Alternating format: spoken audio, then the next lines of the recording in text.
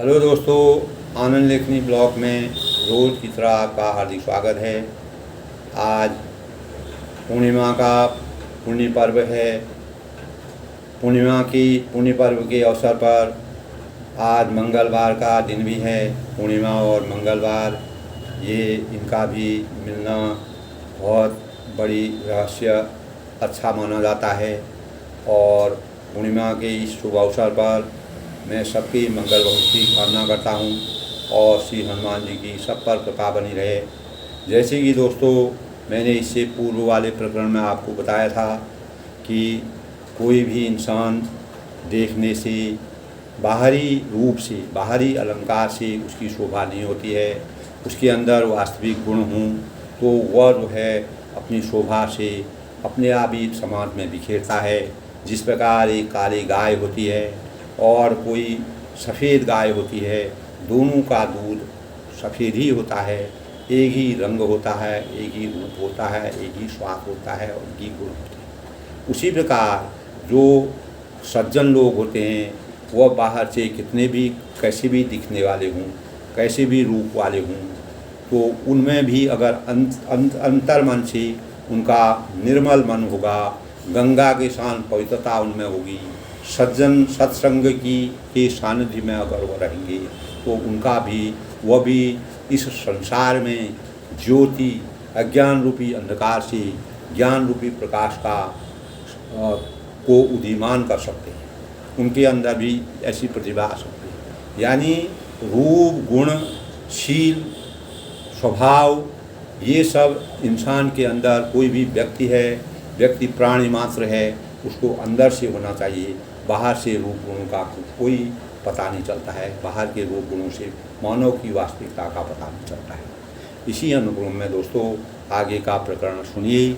मणिमानिक सुखता छवि जैसी, अयगी गज सिर मोहन तैसी, नभ किरीट तरुणी तनु पाई, लंकही सकल शोभा दिखाई। यानी मणि है, मणिक है और मोती की ऐसी सुंदर छवि है, वह सांप, पर्वत और हाथी के मस्तक वैसी शोभा नहीं पाती। हाथी के मस्तक पर वैसी शोभा नहीं पाती है। मणि होती है, मणि जो है वह हर जगह शोभा नहीं पाएगी। मणिक है, मोती है, जहाँ पर उसकी शोभा का, जहाँ पर उसकी वास्तविक शोभा का चित्रण होता है वहीं पर उसकी शोभा पाती है।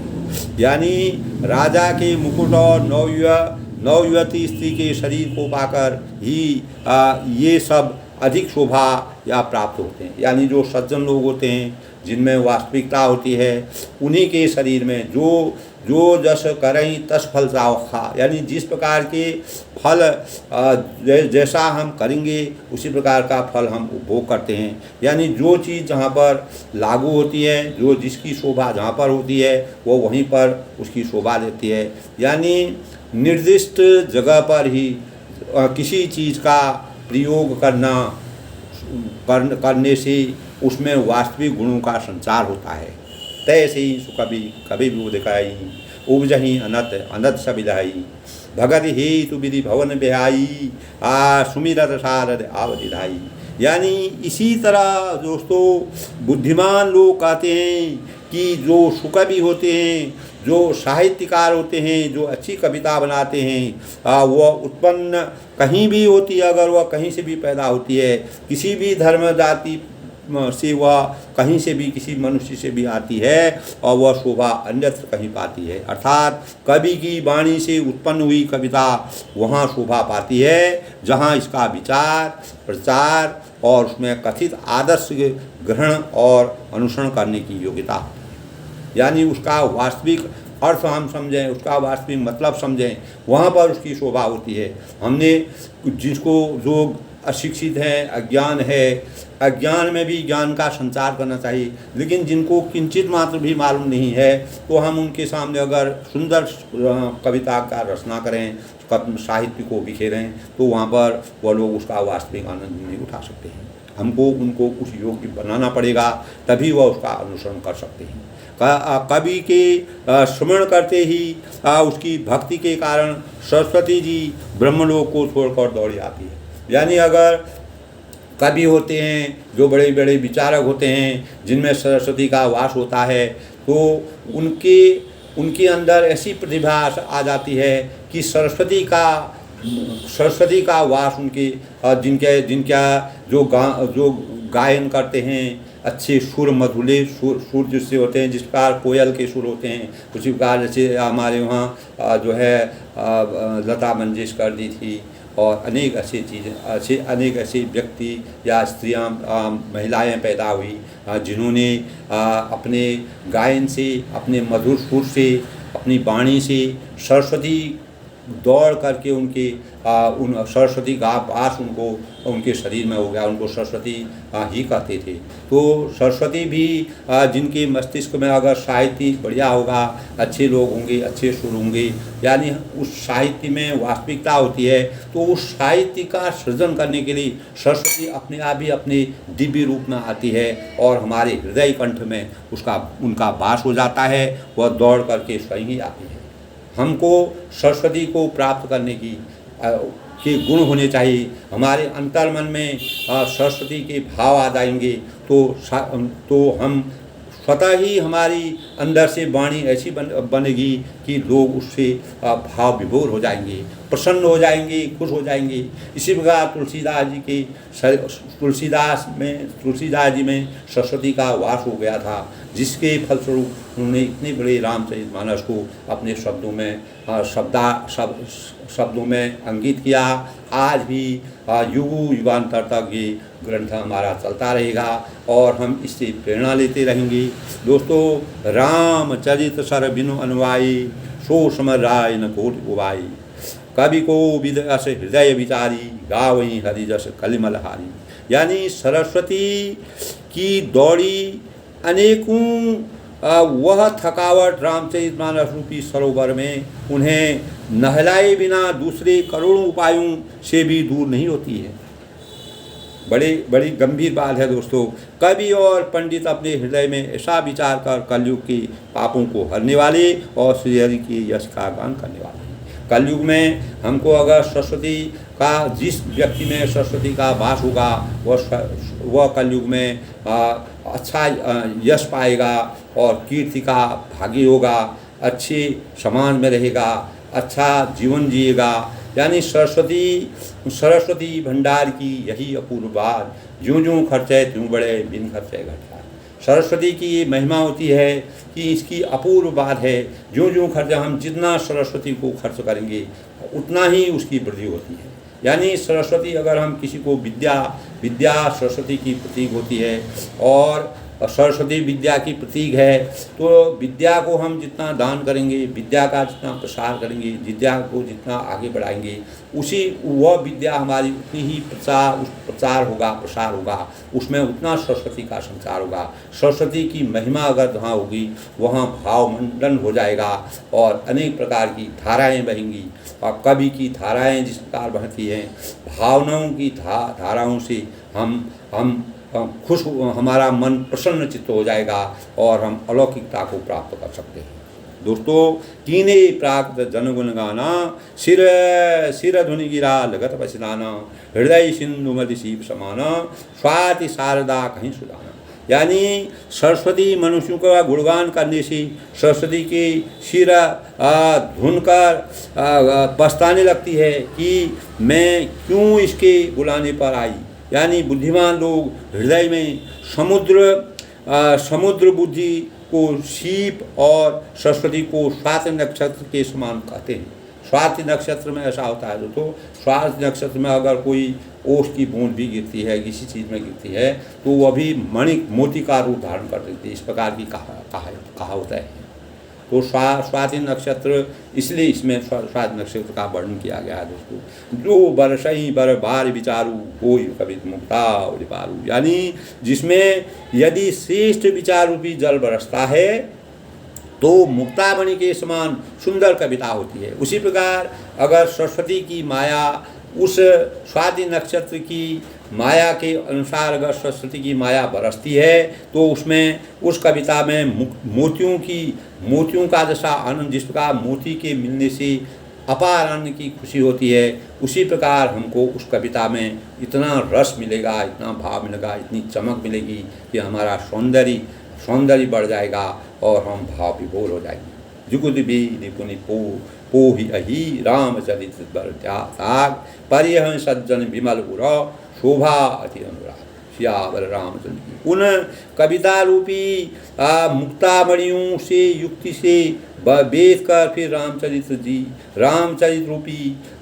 सुंदर तारों में पिरोकर, सुंदर तागे में पिरोकर, यानी उन कविता रूपी मुक्तामणियों को, जो भी कविता की संरचना हुई है, उनके ज्ञान के संसार को हम बांध करके, बेच करके, यानी रामचरित में सुंदर तारों में पिरोकर, सुंदर तागों में, तागा होता है धागे में पिरोकर सज्जन लोग अपने निर्भर हृदय में धारण करते हैं।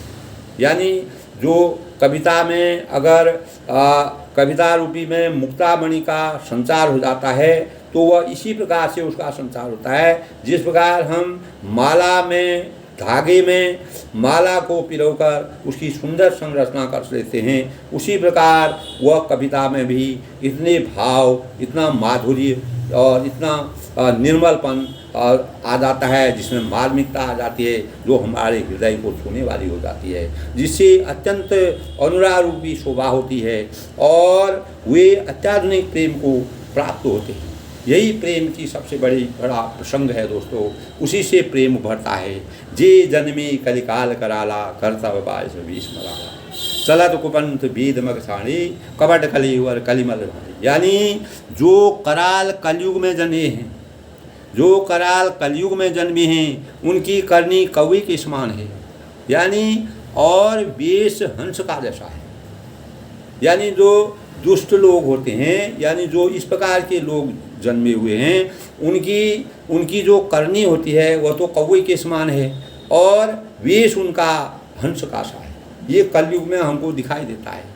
बाहर से हम सुंदर कपड़ा पहनेंगे, शोभामान होंगे, बिल्कुल पूरा टीका चंदन लगाएंगे, चारों तरफ से अपनी वेशभूषा बदलेंगे, जटाएँ रखेंगे और बिल्कुल सब बढ़िया बढ़िया कपड़े पहनेंगे, तो वह जो है लोगों को छलावा करने वाला है।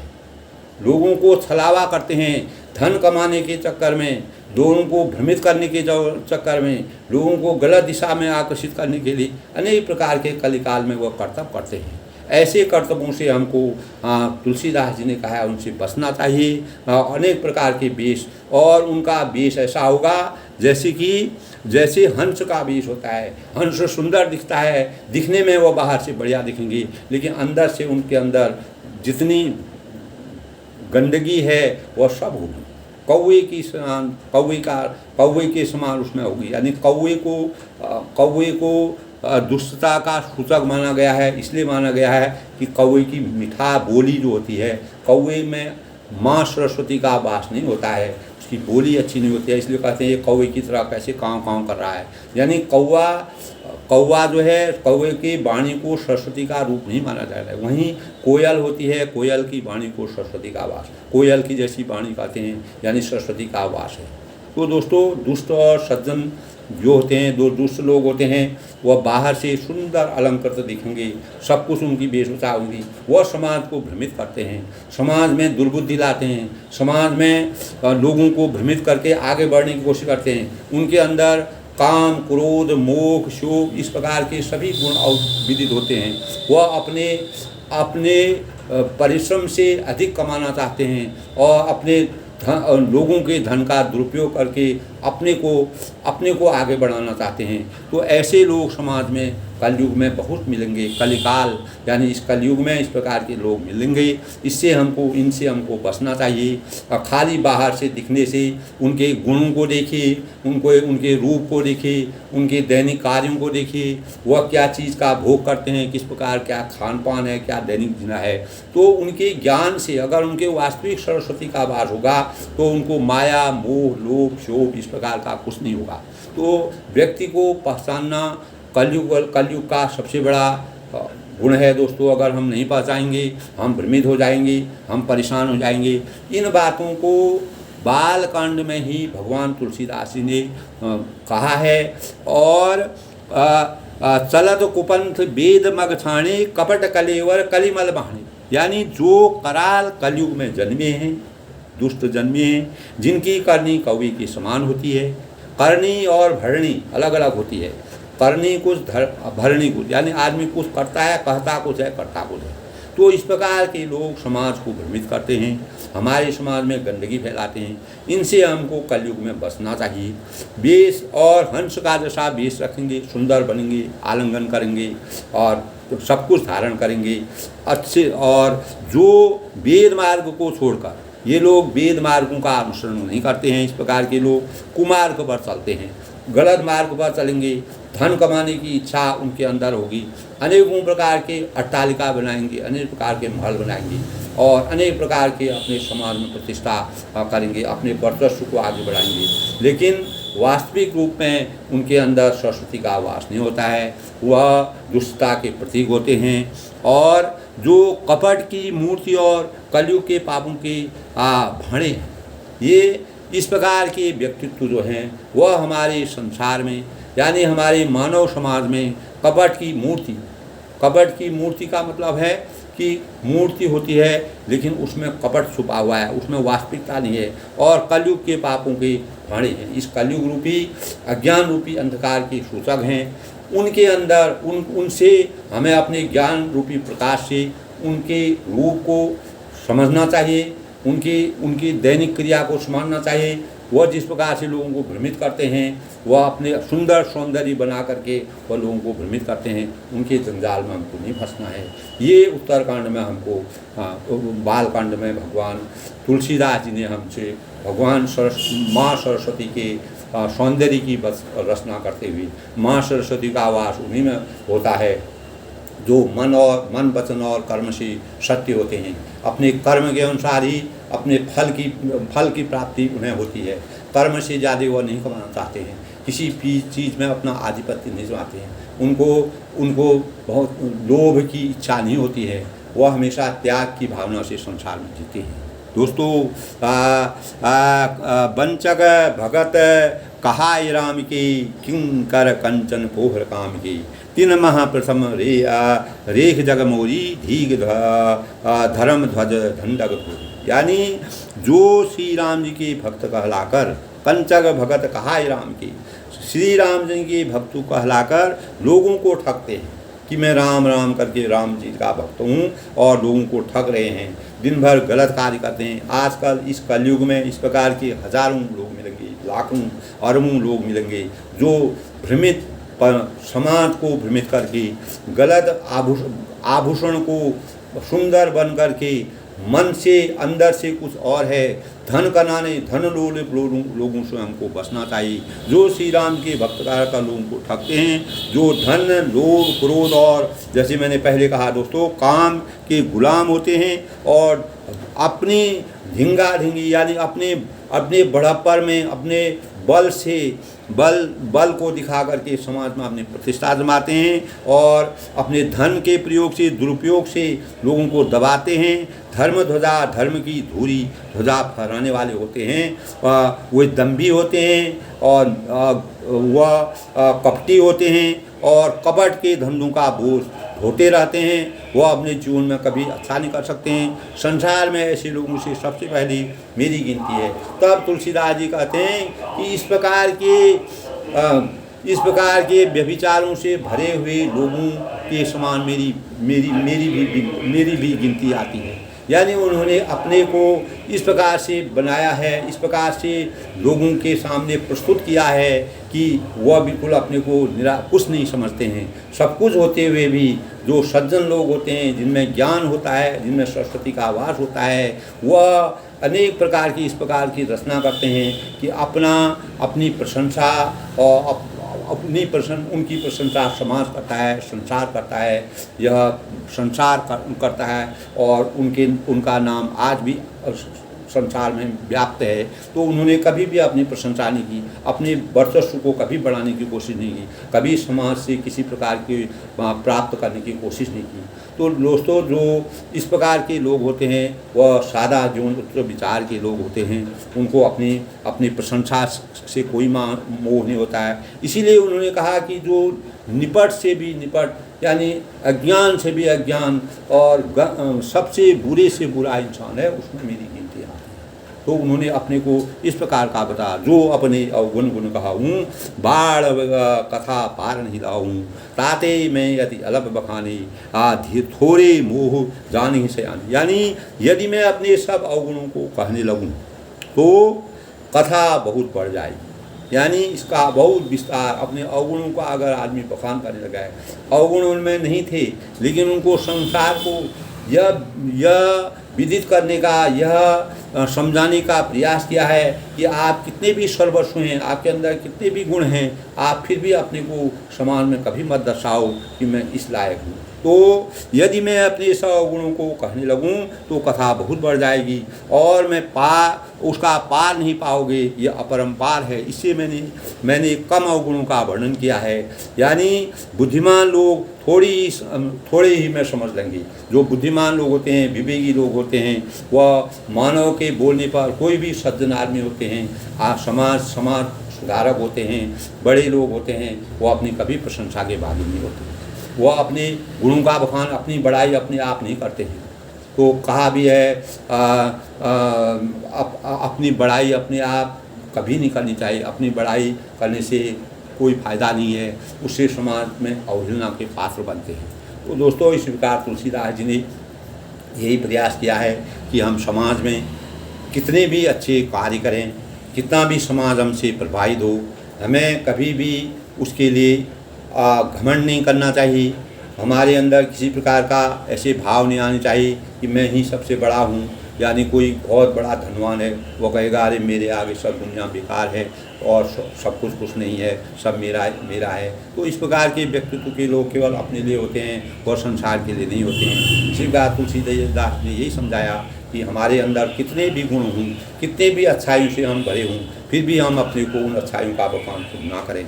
उसका बखान समाज में अपने आप व्याप्त होता है, वह अपने आप समाज बनता है। समूजी विविधि विधि विनती थोड़ी खून गठा गईते हैं बोली एते हूँ पर करे हूँ जी अशंका मोहिते अधिक ही जड़मति रंका। यानी मेरी अनेकों प्रकार की विनती को समझकर कोई भी इस कथा को सुनकर दोष नहीं देगा।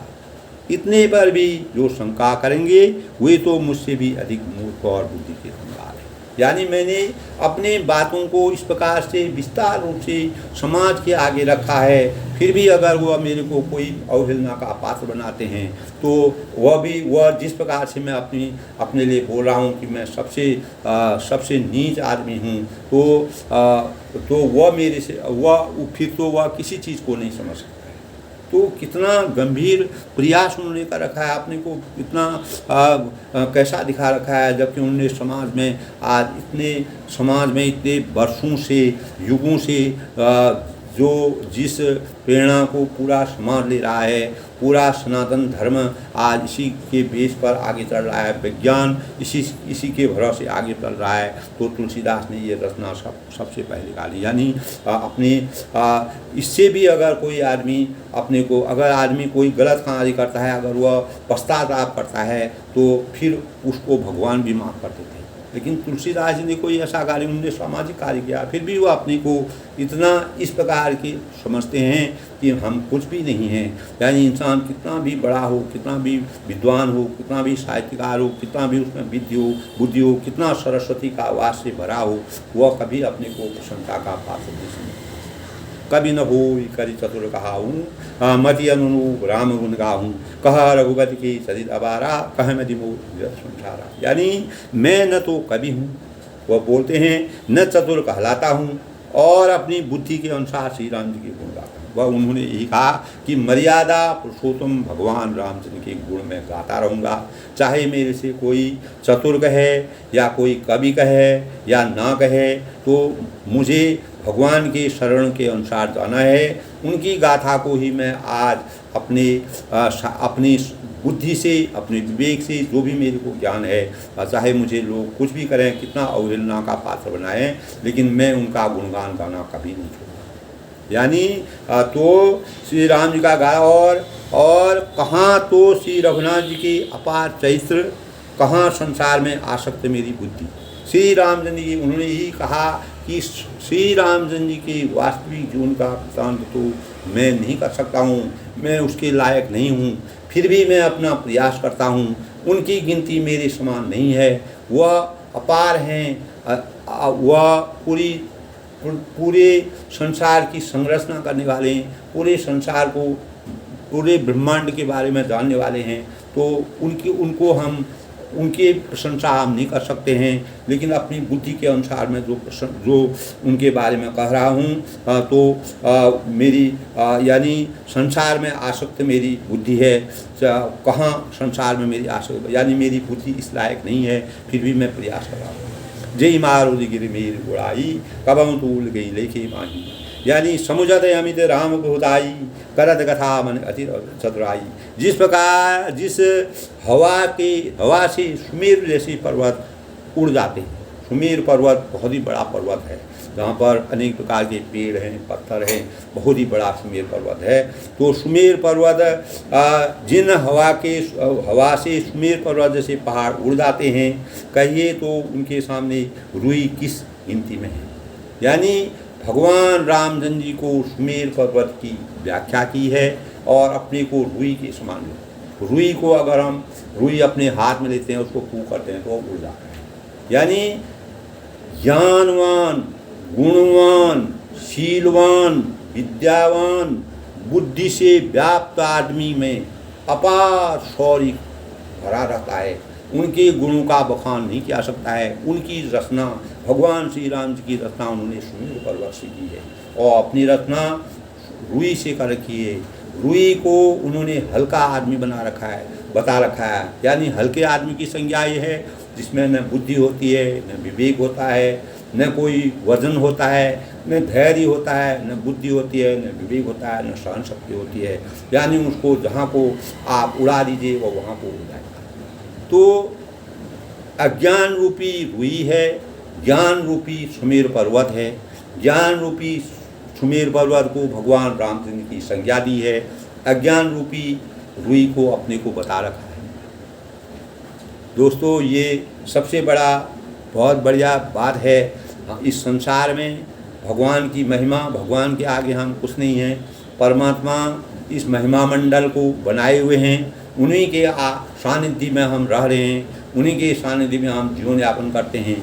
और सृष्टि की रचना के अनुसार जिस व्यक्ति को, जिस मनुष्य को जो कर्तव्य दिए हैं, उन कर्तव्यों का निर्वहन करके हम संसार को छोड़ के चले जाते हैं। और कभी भी हमें अपने वर्चस्व का, अपने विवेक का, और अगर हमारे में कितना भी अच्छाई आ जाए उसका भी हमको कभी घमंड नहीं करना चाहिए, उसकी भी प्रशंसा नहीं करनी चाहिए। प्रशंसा अपने आप नहीं की जाती है, प्रशंसा दूसरों से होती है और दूसरे लोग खुद ही प्रशंसा करते हैं। अगर समाज में किसी आदमी की ख्याति होगी, प्रशंसा होगी, वह खुद ही उभर कर सामने आएगी। तो इसी प्रकार तुलसीदास ने यही प्रयास किया है कि जिस प्रकार सुमेरु जैसे पहाड़ उड़ जाते हैं, जिनकी कृपा से, कहिए तो उनके सामने रुई किस गिनती की है। यानी श्री राम जी को असीम प्रभुता को समझकर कथा रचने में मेरा मन बहुत ही हिचकिचाता है। यानी मैं संकुचित होता हूँ, संकोच करता हूँ कि रामचंद्र जी के जीवन का वृत्तांत, उनके वास्तविकता का गुणगान मैं कैसे करूँ। तो उन्होंने शुरू में ही भगवान से याचना की है, माफ़ी मांगी है कि मैं जो जिस प्रकार से भी आपके साहित्य का गुणगान आगे करूँगा, आगे जो 6 कांड और बचेंगे या बालकांड अभी आगे है, तो बालकांड में जितना भी मैं आपका गुणगान करूँगा, आगे कांड में करूँगा, तो मैं तो एक तुच्छ आदमी हूँ, मैं हिचकिचाता हूँ, उनकी वास्तविकता बखान मैं नहीं कर सकता हूँ। लेकिन प्रयास करना मानव जीवन का सबसे बड़ा कर्तव्य है। उन्होंने प्रयास किया, समाज में इतने बड़े ग्रंथ की रामचरितमानस की जो मर्यादा की रक्षा के लिए पूरा विश्व जिसको मानता है उसकी रचना की। दोस्तों, शारद शेष महेश विधि आगम निगम पुराण नेति नेति कहीं जास गुनो कहीं निरंतर गान। यानी सरस्वती जी, शेष जी, इसको गंभीरता से सोचिए दोस्तों। शारद शेष महेश विधि, सरस्वती जी, शेष जी और शिव जी, ब्रह्मा जी, शास्त्र वेद और पुराण ये सब नेति नेति नेति नेति कहकर पार नहीं पाकर ऐसा नहीं कहते हुए। नेति नेति का मतलब होता है ऐसा नहीं इस प्रकार से कहकर सदा जिनका गुणगान किया करते हैं, ब्रह्मा हैं, विष्णु हैं, सरस्वती हैं, वह ऐसा नहीं किंग कर्तव्य विमूढ़ होकर के भगवान का गुणगान करते हैं। और इसी प्रकार तुलसीदास जी ने दोस्तों हर जगह अपने को भगवान रामचंद्र जी का सहायक माना, उनके जीवन के वृत्तांत का संपूर्ण सार मानव जीवन के आगे रखने का प्रयास किया है, अपने को निजता की संज्ञा दी है, अपने को रुई के समान ज्ञान का द्योतक बताया है। यानी रुई जिस प्रकार उड़ जाती है उसी प्रकार मेरा भी ज्ञान है। यानी भगवान सुमेरु पर्वत, जिनकी कृपा से सुमेरु पर्वत इतना बड़ा पर्वत होता है वह भी उड़ जाते हैं, तो हम उनके सामने कुछ नहीं है। यानी मानव जीवन इस संसार में कुछ नहीं है दोस्तों। आज हम आए कल चले गए, ये जीवन चक्र हमारा चलता रहता है। रामचरितमानस हमारे जीवन का सबसे बड़ा आधार है। हमें इससे अनेक प्रकार के जीवन जीने की प्रेरणा मिलती है। हम अपने जीवन को, अपने नैतिक जीवन को, अपने आध्यात्मिक जीवन को, अपने सामाजिक जीवन को, अपने परिवार को, अपने देश को, अपने समाज को किस प्रकार से आगे बढ़ाएं, किस प्रकार की भावनाओं से हम आगे बढ़ें, किस प्रकार के कर्तव्यों का हम निर्वहन करें, उन बातों को उन्होंने समाज के आगे रखा है। और यही प्रयास किया है कि मनुष्य को कभी किसी भी बात में घमंड नहीं करना चाहिए, उनको अपने वास्तविकता में जीना चाहिए। कभी भी लोगों को गलत आलिंगन करके, अपने शरीर के रूप को बदल करके लोगों को भ्रमित नहीं करना चाहिए। और जो हम बाहर से हैं वही अंदर से भी होने चाहिए। अगर हम बाहर से सुंदर वस्त्र पहन करके अपने को अलंकृत करें और अंदर से हम लोगों का दोहन करें, लोगों का शोषण करें, लोगों को गलत मार्ग पर चलाएं और लोगों को से लूटपाट करें, लोगों से अनेक लूट करके धन कमाने की अपेक्षा करें, अपने वर्चस्व को बढ़ाने का प्रयास करें और हम स्वार्थवर्षी संसार में जिएंगे, तो जो हमारा कर्तव्य है, जिस श्रम से हम अपने भरण पोषण के लिए हमको जो कर्तव्य दिया है उनका सही ढंग से हम निर्वहन करेंगे, निश्चित ही मानव जीवन जो है इस छल कपट और बुरी भावनाओं से दूर होगा। समाज में हमारी किस प्रकार की भ्रमित नहीं होगा समाज, और समाज में हर प्रकार का हर इंसान का मान होगा।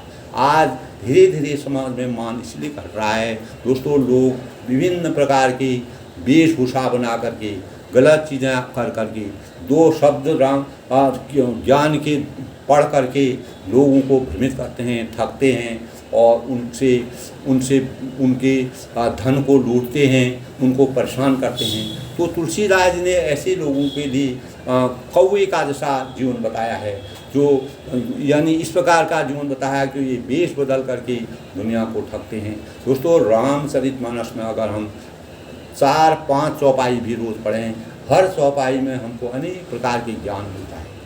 तो हमें प्रयास यही करना चाहिए दोस्तों। हम आज के प्रकरण में हमको सार यही मिला कि हमें सबसे पहले अपने स्वरूप को बदल करके, अपने रूप को बदल करके, बाहरी अलंकरण करके अपने को आगे बढ़ाने से लोगों को भ्रमित नहीं करना चाहिए। और अपने जो हम बाहर से हैं, जो हम बाहर से दिख रहे हैं, उसको सादा जीवन उच्च विचार की भावनाओं से अंदर से भी हमको वैसी गुण होना चाहिए। वही समाज में प्रतिष्ठा के पार्श्व होते हैं। इसीलिए तुलसीदास जी ने हर जगह अपने को रामचंद्र जी के गुणगान गाने के योग्य नहीं समझा, लेकिन फिर भी उन्होंने रामचंद्र का गुणगान गाया। दोस्तों, आज के ब्लॉग में, आनंद लेखनी ब्लॉग में सबका हार्दिक स्वागत है। बड़ों को मैं नमस्कार करता हूँ, छोटों को मेरा आशीर्वाद है। आज पूर्णिमा का पुण्यतिथि है और मंगलवार है। भगवान हनुमान जी का पुण्यतिथि है। रामचंद्र के दूत हनुमान ते परसा कर पुण्य की प्रणाम, राम काज की ने बिना वही काम है। तो इस प्रकार के प्रकरण आते हैं। दोस्तों, अंत में मैं अपने ब्लॉग के माध्यम से, यदि आपको आज की वाणी अच्छी लगी, अधिक से अधिक लोग शेयर करें, लाइक करें, सब्सक्राइब करें। कोई हमें धन कमाने का नहीं है दोस्तों, ये ज्ञान है। हमको जितना मालूम होता है हमको वही समाज में देना चाहिए। हम किसी भी व्यक्ति को किसी से कोई अपेक्षा नहीं करनी चाहिए। ज्ञान सरस्वती भंडार की यही अपूर्व बात, यूं यूं खर्चे त्यों बड़े, बिन खर्चे बढ़ जाए। सरस्वती का जितना भी आप प्रसार करेंगे, प्रचार करेंगे, अपने ज्ञान को बढ़ाएंगे, उतना ही हमारा समाज निर्मल होगा। हम वास्तविक जीवन का आनंद उठाएंगे। हमारा स्वयं का, हमारे परिवार का, हमारे राष्ट्र का उत्थान होगा और विश्व में हमारा मान बढ़ेगा। इन्हीं भावनाओं के साथ दोस्तों मैं अपनी वाणी को विराम देता हूँ। सबको आज पूर्णिमा की पुण्यतिथि पर मंगलवार का दिन हनुमान जी की कृपा बने रहे और हमारे देश का उत्थान हो, विश्व में शांति हो, सब जगह शांति हो, सब लोगों की मनोकामना पूरी हो। सबके मंगल भविष्य की कामना के साथ सबका धन्यवाद।